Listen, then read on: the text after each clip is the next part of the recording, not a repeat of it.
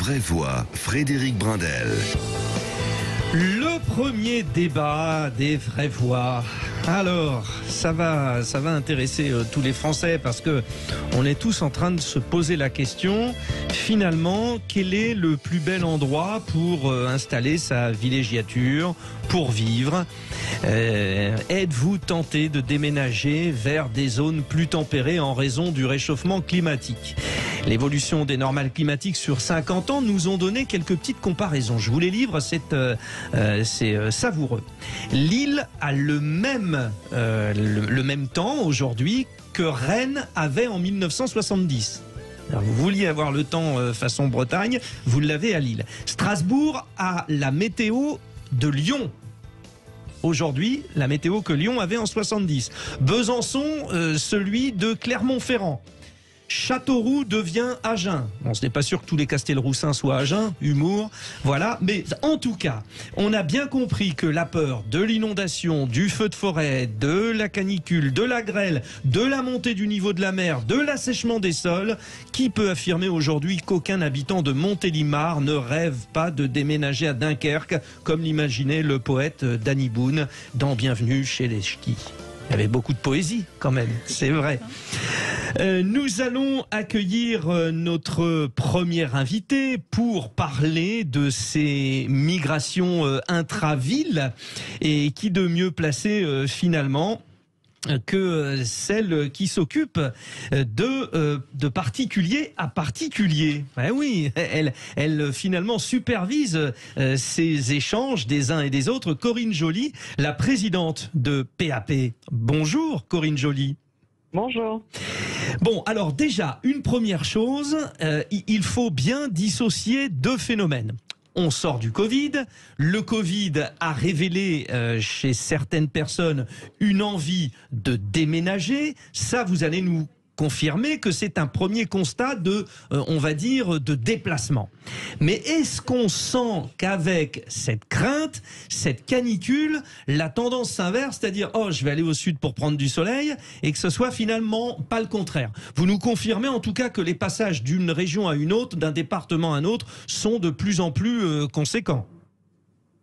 Alors c'est vrai qu'avec le Covid, il y a eu des changements de vie majeurs, mais la majorité des changements qu'on a observés, c'était plutôt intra-région. C'était un éloignement du lieu de travail lié au télétravail. Et ça a vraiment été le phénomène massif lié au Covid. Maintenant, vous posez la question de l'impact du réchauffement climatique. Nous, à ce stade, ce qu'on observe, c'est qu'il est très faible sur les zones recherchées. C'est-à-dire qu'en fait, moi je pense que le phénomène du réchauffement climatique est trop incertain. C'est-à-dire que là, vous avez fait des rétrospectives et très bien, mais on ne sait pas très bien comment ce sera dans 50 ans. Donc c'est assez difficile de se projeter. Et du coup, pour l'instant, ça n'a pas réellement d'impact sur ce qu'on appelle les zones attractives ou les zones qui sont moins attractives. En tout cas, c'est vraiment un facteur qui est très faible à côté, par exemple, de celui de l'emploi ou de celui de la qualité de vie. Typiquement, en France, le littoral marche très bien et il marche toujours très bien alors qu'une bonne partie du littoral est très concernée par la question du réchauffement climatique. Bon. Très bonne information, la tendance en tout cas dit cela. Marion Parizet, qu'en pensez-vous? Éventuellement une question aussi à Corinne Joly. Je pense en effet qu'on ne le voit pas forcément encore beaucoup cet effet en France. Si on prend une comparaison internationale, on le voit aux États-Unis pour le coup, où là il y a des dérèglements climatiques qui engendrent des tornades, des typhons, etc., qui pour des villes entières sont dévastatrices et qui entraînent là effectivement des changements d'état à état, des déménagements sur des longues distances. Mais ce que ça pose en fait comme question, c'est aujourd'hui vraiment la question pour le cas français, en tout cas surtout de l'adaptation des villes par rapport à hors des villes. Je pense que c'est vu avec le Covid, ça se voit également avec les dérèglements climatiques et notamment les canicules, puisque c'est finalement dans les villes toujours les conditions sont les plus difficiles. Et là, on a des inégalités. On a des inégalités puisque certains peuvent se permettre parce qu'ils peuvent télétravailler, parce qu'ils en ont les moyens, parce qu'ils en ont la liberté familiale et autres. Et puis, on a ceux qui sont obligés de rester, et notamment à cause de leurs conditions de travail. Si on est caissier, si on travaille dans le service à la personne, on n'a pas forcément envie d'aller déménager dans un petit village loin, simplement pour pouvoir avoir de l'air frais et ne pas souffrir de la chaleur en été. Et si on travaille dans la restauration, aller travailler loin et revenir sans transport en commun, puisqu'on rentre très très tard.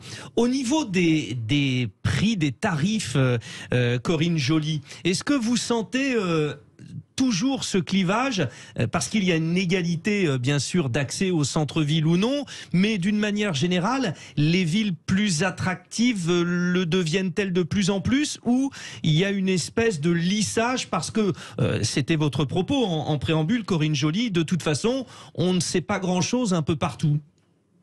Alors, il y a un petit lissage, mais il n'a pas de rapport avec le réchauffement climatique. En tout cas, ce qu'on observe, c'est que les villes qui étaient les plus hautes ont tendance à stagner. Je pense à Paris, à Lyon ou même à Bordeaux. Elles ont tendance, celles-là, qui étaient déjà très chères, à stagner.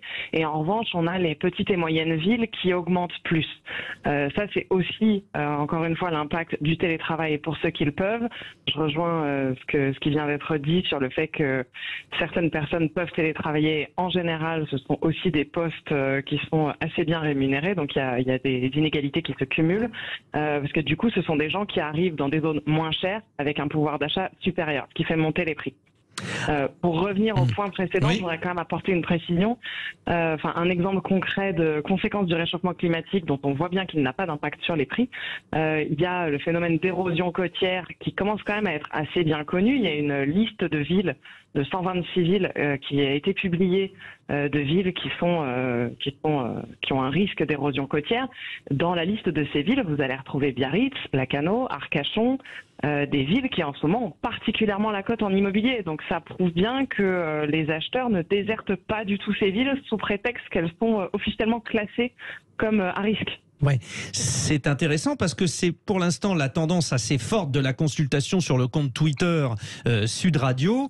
À la question êtes-vous tenté de déménager vers des zones plus tempérées en raison du réchauffement climatique? Vous dites pour l'instant à 80% non. Mais on est aussi attaché à sa terre. Alors, avant de donner la parole à Pierre Valentin et à Paul Melun, Muriel nous appelle de Béziers au 826 300 300. Et Muriel, vous habitez à Béziers. Donc, c'est une ville où on se dit, tiens, il fait chaud, on va aller habiter à Béziers. Et puis, vous nous dites finalement, pas sûr que finalement, je n'ai pas envie de déménager. Bonjour, Muriel. Eh ben, bonjour Frédéric, et puis bonjour à vos auditeurs et puis à vos interlocuteurs. À nos vraies voix, oui. Alors vous seriez tenté de quitter Béziers, alors. Ouais. J'en ai ras-le-bol. Non, mais il y a 2 jours, on avait 41, on n'arrête pas d'être dans les 39-40. Alors, plus je vieillis et moins je supporte la chaleur, donc...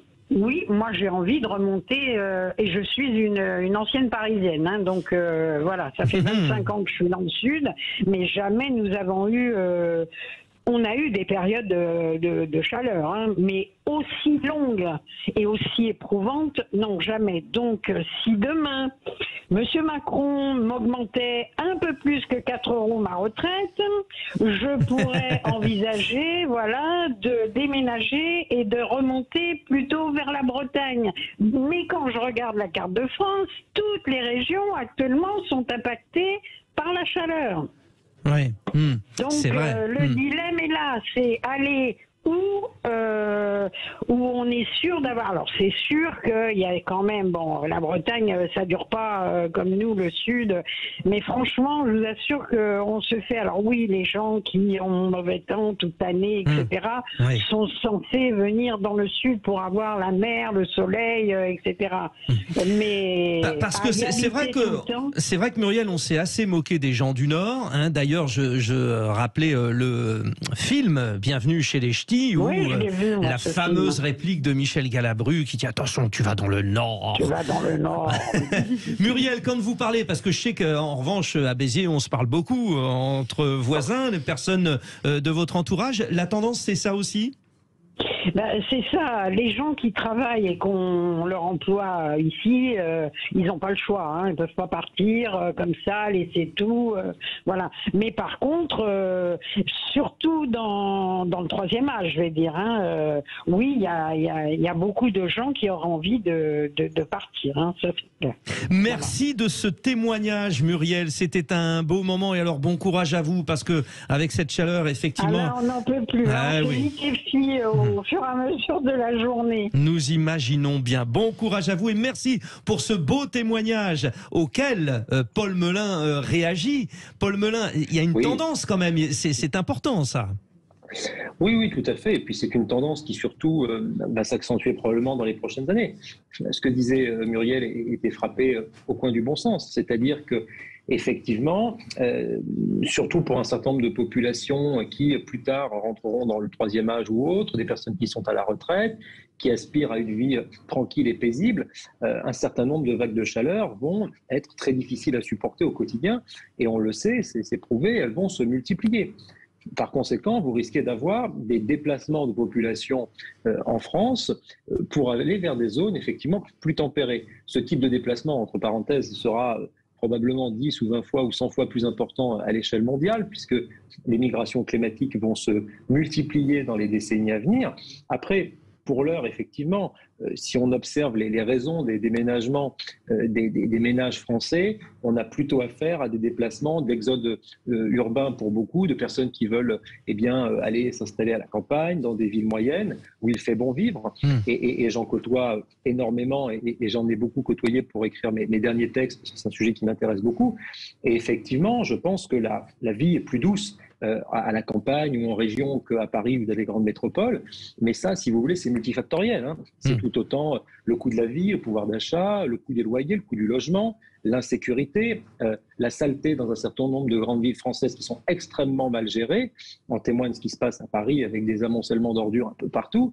Donc on peut comprendre qu'un certain nombre de personnes veuillent un peu de quiétude, un peu de tranquillité publique, un peu d'ordre, et donc partent vivre ailleurs. Donc pour le moment, effectivement, peut-être que, et on l'a vu avec le sondage que vous avez fait, effectivement, peut-être que globalement, la plupart des gens ne migreront pas, si je puis dire, pour des raisons ils sont attachés à leur lieu de vie. Il y a l'attachement. C'est tout à fait logique. La France est une nation d'enracinés et c'est très bien comme ça. Bon, Paul Melun, nous savons tous que vous êtes particulièrement concerné par la question écologiste. Parmi les grands thèmes, vous évoquiez les petits villages, mais moi je voudrais demander à Corinne Joly, je vous le rappelle, qui est notre grande témoin finalement, particulier à particulier, présidente du PAP. Est-ce que aujourd'hui il est pris en considération certains, notamment bien sûr on pense aux appartements qui sont des passoires thermiques? Est-ce que le problème finalement il n'est pas là? Alors oui, justement, vous avez parfaitement raison de parler de ça, parce que là, on n'a parlé que des zones, mais la capacité à supporter des fortes chaleurs ou des températures très basses, elle dépend aussi de la qualité des biens. C'est-à-dire que si vous êtes dans un bien qui est très bien isolé, la canicule, elle va quand même être beaucoup plus supportable. Il y a des solutions pour que chez soi, il fasse 10 degrés de moins, 15 degrés de moins que dehors. Et là, je parle sans climatisation, mais la climatisation est aussi un sujet, parce que ça, pour le coup, il y a une attente aujourd'hui qui est supérieure sur la qualité énergétique des logements. Ça, c'est vrai, c'est un critère qui est probablement en train de devenir vraiment important. Les passoires thermiques prennent plus de temps à se vendre, mais ce sujet-là, c'est, à mon sens, pas que le réchauffement climatique qui a joué, c'est aussi énormément l'augmentation du coût de l'énergie. Puisque pour le coup, la question de l'isolation, ça joue dans les deux sens. En été, ça fait des températures plus supportables, mais il y a aussi surtout la question en hiver, le coût de chauffage. Et ça, on sent bien que ça va pas s'arranger dans les prochaines années.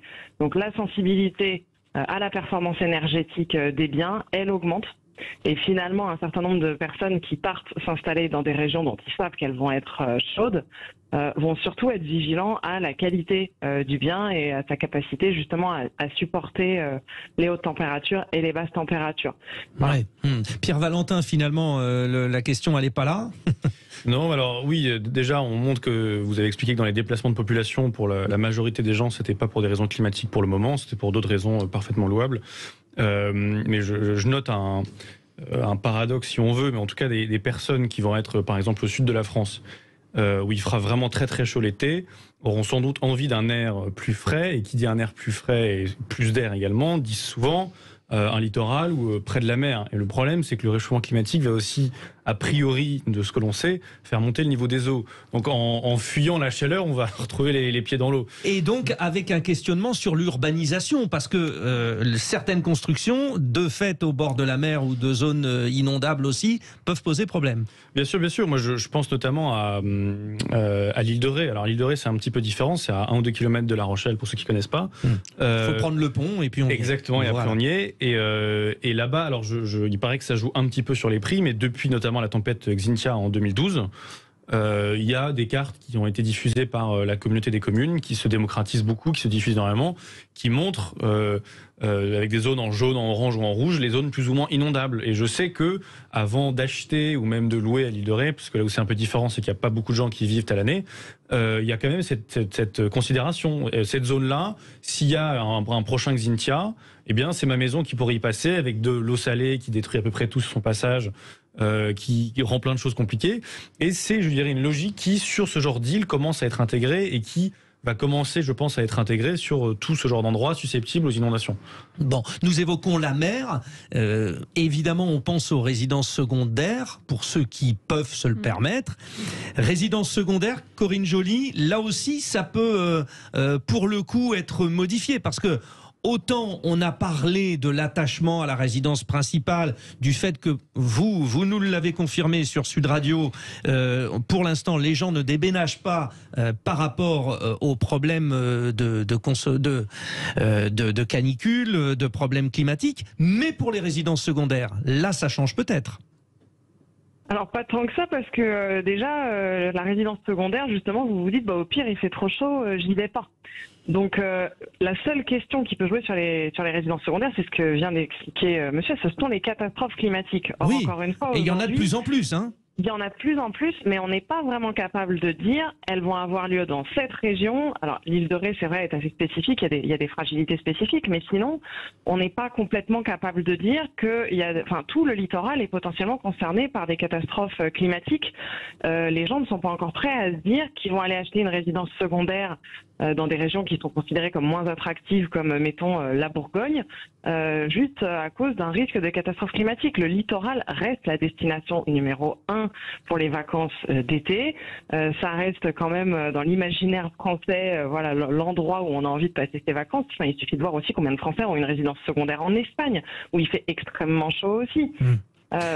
Mais peut-être se posera-t-il la question, parce qu'on a eu un rapport qui a été rendu par le Sénat sur la question des feux de forêt. Donc ça a été rendu là, et il est précisé que parmi les causes de développement de feux de forêt, il y a le non-débroussaillage de 70% des propriétaires qui sont directement en phase avec la forêt. Donc là aussi, Marion Parizet, ça pose la question de la citoyenneté. Et au bout du compte, l'obtention de la résidence secondaire serait remise en question. Mais comme très souvent avec le développement de résidences secondaires, quelle que soit la région, souvent ça implique vraiment des conséquences en termes de gestion du territoire qui sont différentes. On ne gère pas pareil une commune où on a 150 ou 2000 habitants à l'année fixe, et une cellule, une commune qui va tripler, quintupler, parfois multiplier par 10 le nombre d'habitants pendant l'été. La station balnéaire. Exactement.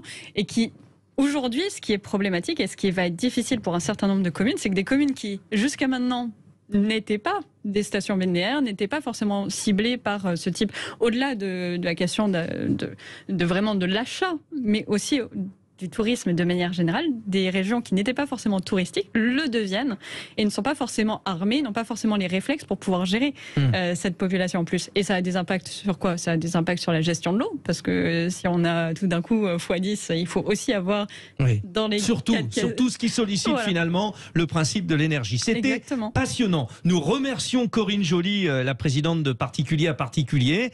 Et mais je pense quand même, chère Corinne Joly, que votre métier est amené à évoluer évoluer et on vous rappellera parce que les tendances seront vraisemblablement changeantes. Et je vous confirme, on reste à 80% contre 20%. Non, vous ne voulez pas déménager sous prétexte du réchauffement climatique. On revient dans un instant, ils sont prêts, elles sont prêtes, les vraies voix, puisqu'on joue le grand jeu de l'actualité. Vous jouez avec nous, les auditeurs de Sud Radio.